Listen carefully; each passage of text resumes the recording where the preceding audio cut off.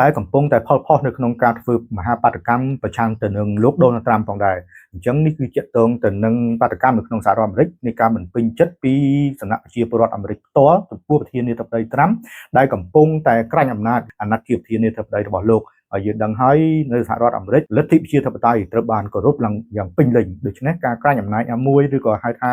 ការដឹកនាំរបៀបជា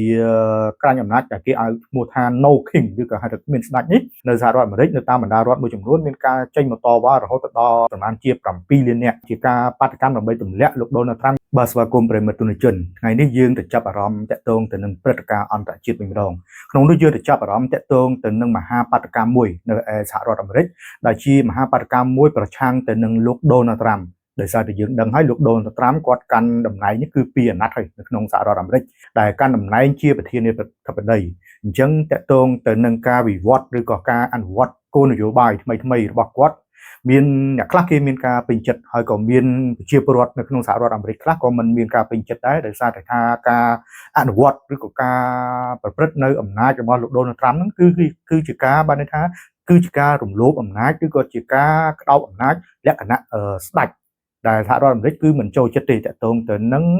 ការអនុវត្តគោលនយោបាយឬក៏ហៅការអនុវត្តអំណាចរបៀបស្ដេចយ៉ាងដូចនេះនៅក្នុងសហរដ្ឋអាមេរិកដោយសារតែក្នុងសហរដ្ឋអាមេរិកយើងដឹងហើយគឺជាប្រទេសនៃប្រជាធិបតេយ្យអញ្ចឹងតាក់ទងទៅនឹងការចេញមកតវ៉ាណាមួយគឺប្រជាពលរដ្ឋមានសិទ្ធិគ្រប់គ្រាន់ក្នុងការចេញមកតវ៉ាក៏ដូចជាជំទាស់ចំពោះមេដឹកនាំរបស់ខ្លួនក្នុងករណីដែលពួកគេមើលឃើញថាការអនុវត្តគោលនយោបាយឬក៏ការអនុវត្តរបស់ប្រធានាធិបតីណាមួយលក្ខណៈរំលោភអំណាចឬក៏ហៅថាលក្ខណៈមិនទៅតាមប្រជាធិបតេយ្យនោះក្នុងនោះបើយោងទៅតាមសារព័ត៌មាន RFE បានបង្ហាញថានៅក្នុងសហរដ្ឋអាមេរិកបានផ្ទុះនៅមហាបាតកម្មមួយគឺចេញពីប្រជាពលរដ្ឋនៅក្នុងសហរដ្ឋអាមេរិកផ្ទាល់ដោយមហាបាតកម្មនោះគេឲ្យឈ្មោះថា No King ឬក៏ហៅថាគ្មានស្ដេចហើយមហាបាតកម្មនោះក៏បានចេញរីករាលដាលធំផងដែរនៅក្នុងសហរដ្ឋអាមេរិករហូតដល់មានការចេញមកពីសំណាក់ប្រជាពលរដ្ឋសហរដ្ឋអាមេរិកប្រមាណជា7លាននាក់ឯណោះប្រិយមិត្តជនអញ្ចឹងយើងទៅតាមដាននៅព័ត៌មាននេះទាំងអស់គ្នាក្នុងនោះប្រជាពលរដ្ឋប្រជាជនអាមេរិកនៅទូទាំងប្រទេសបានចុះមកតាមផ្លូវធ្វើនៅបាតកម្មឬក៏ហៅថាមហាបាតកម្មនេះឡើងដើម្បីប្រឆាំងនឹងលោកដូណាល់ត្រាំដែលជាប្រធានាធិបតីសហរដ្ឋអាមេរិកបច្ចុប្បន្នហ្នឹងហើយមហាបាតកម្មហ្នឹងគេឲ្យឈ្មោះថា No King ឬក៏គ្មានស្ដេចនេះគឺជាឈ្មោះនៃមហាបាតកម្មឬក៏ហៅថាការចេញមកតវ៉ារបស់ប្រធាននេះបានន័យថាជាពលរដ្ឋអាមេរិកប្រឆាំងទៅនឹងលោកដូណាល់ត្រាំដែលជាបច្ចុប្បន្នប្រធានាធិបតីអាមេរិកផងដែរនៅក្នុងនោះបើយោងទៅតាមអ្នករៀបចំនៃកម្មវិធីកាលពីថ្ងៃកន្លងទៅនៅក្នុងមហាបាតកម្មនេះដែលមានមនុស្សចូលរួមប្រមាណជា7លាននាក់បាតកោបានស្រែកបរិហារិះគន់នៅនយោបាយផ្ដាច់ការគម្រាមកំហែងរំលោភសិទ្ធិដែលបានកើតឡើងកាន់តែច្រើនឡើងគិតចាប់តាំងពីលោកដូណាល់ត្រាំត្រូវបានវិលត្រឡប់មកដឹកនាំសហរដ្ឋអាមេរិកសារជាថ្មីនេះគឺការតវ៉ាដោយសារតែគេមើលឃើញថាលោកដូណាល់ត្រាំមានការរំលោភអំណាចនេះជាការមើលឃើញមួយជ្រុងរបស់ពលរដ្ឋអាមេរិកផងដែរតែមិនមែនចំនួនតិចទេដែលចេញមកបាតកម្មនេះចំនួនរហូតដល់7លាននាក់ឯណោះគឺមិនមែនចំនួនតិចទេអញ្ចឹងតកតងទៅនឹងរឿងនេះដែរប្រធានសភា Congress ដែលមកពីគណៈបក្សសាធារណរដ្ឋបានចាត់ទុកថាបាតកម្មកាលពីថ្ងៃសៅរ៍កន្លងទៅជាបាតកម្មប្រឆាំងនឹងអាមេរិកផងដែរក្នុងនោះបើយោងតាមសារព័ត៌មានដដែលបានបញ្ជាក់ថាប្រជាជនអាមេរិកប្រុសស្រីគ្រប់អាយុបានចុះមកតាមផ្លូវធ្វើនៅបាតកម្មកាលពីថ្ងៃសៅរ៍ទី18ខែតុលាដើម្បីបង្ហាញការមិនពេញចិត្តនឹងនយោបាយរបស់លោកដូណាល់ត្រាំក្នុងនោះបើយោងទៅតាមការរៀបចំកម្មវិធីមហាបាតកម្មនេះដែលមានអ្នកចូលរួមប្រមាណជាង2700ត្រូវបានរៀបចំនៅទូទាំងប្រទេសនៃសហរដ្ឋអាមេរិកដែលតាំងពីក្រុងធំដែលបានន័យថាដែលចាប់តាំងពីក្រុងធំដូចជាទីក្រុងញូវយ៉ករហូតដល់ទីក្រុងតូចនៅតាមបណ្ដាកណ្ដាលរដ្ឋនៅតាមសហរដ្ឋអាមេរិកផងដែរដោយសារតែយើងដឹងហើយនៅក្នុងប្រទេសអាមេរិកគឺមានចម្រុះរដ្ឋជាច្រើនអញ្ចឹងទាំងក្រុងញូវយ៉កដែលជាទីក្រុងធំរបស់បេះដូងរបស់អាមេរិកក៏ដូចជាបណ្ដាទីក្រុងដទៃទៀតនៅតាមបណ្ដារដ្ឋផ្សេងៗក៏បានចេញមកធ្វើការមហាបាតកម្មក៏ដូចជាការតវ៉ាជាមួយនឹងការកាន់អំណាចរបស់លោកដូណាល់ត្រាំក្នុងអាណត្តិនេះផងដែរក្នុងនោះដដែលបើយោងតាមការបញ្ជាក់មហាបាតកម្មដែលមានឈ្មោះថា No King ឬក៏គ្មានស្ដេចនេះដែលសម្ដៅទៅលើការបរិហារនយោបាយផ្ដាច់ការរបស់លោកដូណាល់ត្រាំដែលមានមនុស្សចូលរួមជាង7លាននាក់នេះគឺអាជ្ញាធរអាមេរិកមិនអាចបញ្ជាក់តួលេខរបស់អ្នករៀបចំបាននៅឡើយទេប៉ុន្តែយ៉ាងណាក៏ដោយចំនួននេះក៏បានច្រើនជាងចំនួនអ្នកដែលធ្វើបាតកម្មប្រឆាំងនឹងលោកដូណាល់ត្រាំកាលពីខែមិថុនាកន្លងទៅផងដែរ ដែលមានមនុស្សចូលរួមប្រមាណជា5លាននាក់ដែលបានន័យថាការពីខែមិថុនាកន្លងទៅក៏មានការប្រឆាំងទៅនឹងលោកដូណាល់ត្រាំតាក់ទងទៅនឹងការរំលោភអំណាចជាប្រធានាធិបតីរបស់លោកដែរតែមានចំនួនចូលរួមតែប្រមាណជា5លាននាក់តែប៉ុណ្ណោះតែសម្រាប់នៅថ្ងៃសៅរ៍កន្លងទៅថ្មីនេះនៅសហរដ្ឋអាមេរិកនៅតាមបណ្ដារដ្ឋមួយចំនួនមានការចេញមកតវ៉ារហូតដល់ជាតួលេខប៉ាន់ស្មានទេគឺប្រមាណជា7លាននាក់វាអាចលើសពីហ្នឹងឬក៏អាចក្រោមហ្នឹងតែជាការប៉ាន់ស្មានរបស់អាជ្ញាធរនៅតាមមូលដ្ឋានគេប៉ាន់ស្មានថាប្រមាណជា7លាននាក់ដែលចំនួននេះគឺជាចំនួនច្រើនមែនទែនទាក់ទងទៅនឹងការចេញមកបាតកម្មដើម្បីបើហៅថាអាចជាការរំលាក់បានន័យថាជាការបាតកម្មដើម្បីទម្លាក់លោកដូណាល់ត្រាំក៏បានឬក៏ជាបាតកម្មមិនពេញចិត្តនឹងគោលនយោបាយឬក៏ការអនុវត្តការដឹកនាំរបស់លោកដូណាល់ត្រាំបច្ចុប្បន្នក៏បានអញ្ចឹងបានន័យថាមិនពេញចិត្តវាស្មើនឹងទម្លាក់នៃការកាន់អំណាចរបស់លោកដូណាល់ត្រាំហើយក្នុងនោះដែរបើតាមការបញ្ជាក់នៅក្នុងក្បួនបាតកម្មដែលភាគច្រើនបានដំណើរការទៅដោយសន្តិវិធីហើយបានលើកនៅផ្ទាំងបដាភាគច្រើនគឺផ្ដោតសំខាន់ទៅលើលោកដូណាល់ត្រាំនិងក្រុមមនុស្សជិតស្និទ្ធទៅនឹងប្រធានាធិបតីនិងដែលបាតកោបានចោទប្រកាន់ថាកំពុងតែប្រើប្រាស់អំណាចផ្ដាច់ការនិងរំលោភអំណាចដើម្បីតែផលប្រយោជន៍របស់មនុស្សមួយក្តាប់តូចប៉ុណ្ណោះក្នុងនោះបើតាមការបញ្ជាក់របស់ក្រុមបាតកោក៏បានបញ្ជាក់ថាប្រធានាធិបតីបច្ចុប្បន្នកំពុងតែបំផ្លាញនៅលទ្ធិប្រជាធិបតេយ្យដែលធ្វើឲ្យអាមេរិកលែងคล้ายទៅជាប្រទេសដែលមានប្រជាធិបតេយ្យដូចពីមុនទៀតហើយវាកំពុងតែคล้ายទៅជាប្រទេសដែលជាការដឹកនាំវាFascist Hitler ដែលបងប្អូនដឹងហើយ Fascist Hitler គឺជាមានដឹកនាំផ្ដាច់ការនៅខាងបែកខាងអាល្លឺម៉ង់សហភាពអាល្លឺម៉ង់ផងដែរកាលពីជំនាន់ទៅអញ្ចឹងក្នុងនោះនៅទីក្រុងញូវយ៉កជាទីដែលប៉ូលីសបានវាយតម្លៃថាមានមនុស្សប្រមាណជាជាង100,000នាក់ចូលរួមក្នុងបាតកម្មយុវជនមនុស្សចាស់ចូលនិវត្តន៍ក៏បានស្រែកបំពងថាប្រជាជនអាមេរិកកំពុងតែជួបវិបត្តិដ៏ធំនោះគឺការប្រឈមទៅនឹងរបបដ៏ឃោរឃៅនិងការដឹកនាំផ្ដាច់ការរបស់លោកត្រាំផងដែរក្នុងនោះក៏គេសង្កេតឃើញថាបាតកម្មផ្ទុះឡើងភាគច្រើននៅតាមបណ្ដារដ្ឋគ្រប់គ្រងដោយគណៈបកប្រជាធិបតេយ្យជាទីដែលរដ្ឋបាលលោកត្រាំត្រូវបានគេចោទប្រកាន់ថារំលោភអំណាច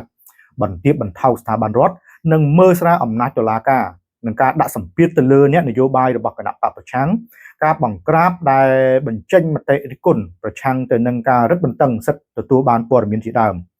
ក្នុងនោះបើតាមការបញ្ជាក់នៅទីក្រុងធំរបស់រដ្ឋគ្រប់គ្រងដោយគណៈបកប្រជាធិបតេយ្យដូចជាទីក្រុងប៉ូឡូញ Los Angeles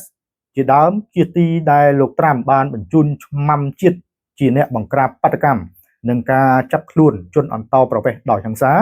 ពលរដ្ឋអាមេរិកក៏បានធ្វើបាតកម្មយ៉ាងស្រុះគ្នាដើម្បីបរិហារនយោបាយផ្ដាច់ការរបស់អាមេរិកដែលដឹកនាំដោយលោកដូណាល់ត្រាំផងដែរក្នុងនោះដែរនៅក្នុងប្រមាណម៉ោងនៅមុនបាតកម្មនេះបានកើតឡើងផងដែរលោកប្រធានាធិបតីសហរដ្ឋអាមេរិកពលដូណាល់ត្រាំក៏បាននិយាយប្រាប់ទូរទស្សន៍ស្ដាំនិយមជ្រុលគឺទូរទស្សន៍ Fox News ដែលថាលោកមិនបានតាំងខ្លួនជាស្ដេចដោយការចោទប្រកាន់នោះទេក្នុងនោះប្រធានសភាអ្នកតំណាងរាស្ត្រមកពីគណៈបកសាធារណរដ្ឋលោក Mike Johnson ក៏បានចេញមុខការពារលោកដូណាល់ត្រាំ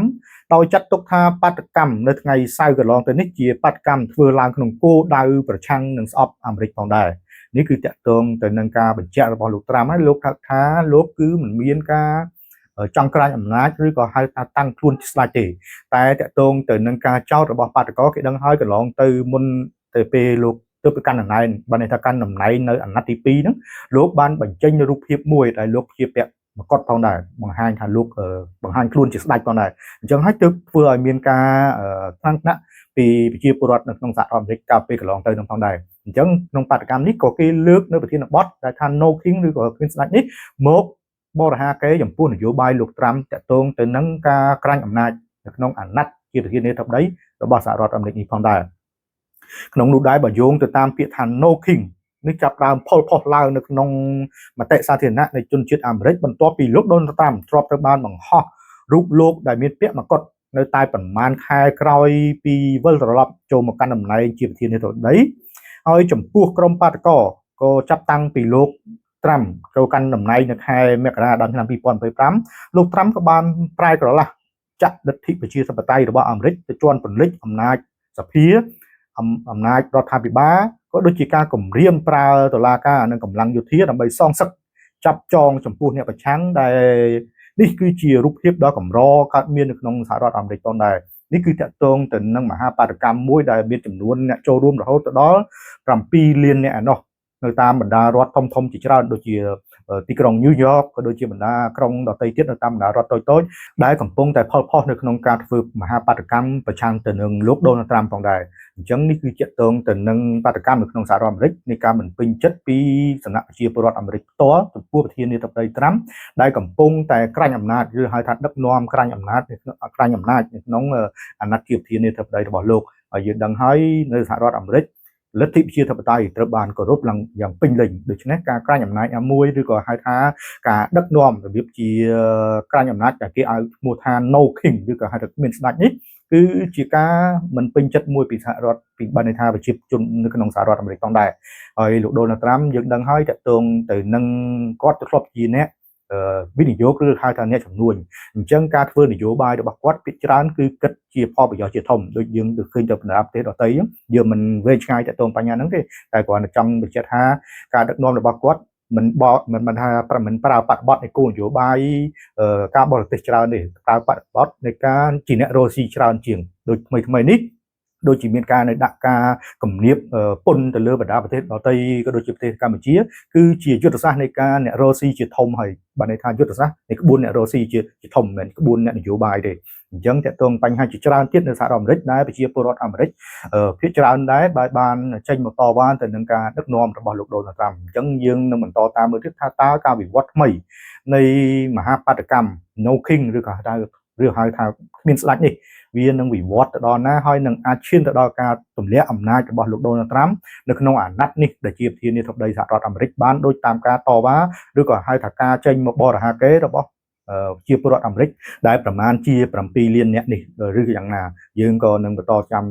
ដានមើលទាំងអស់គ្នានៅលើបញ្ហានេះផងដែរ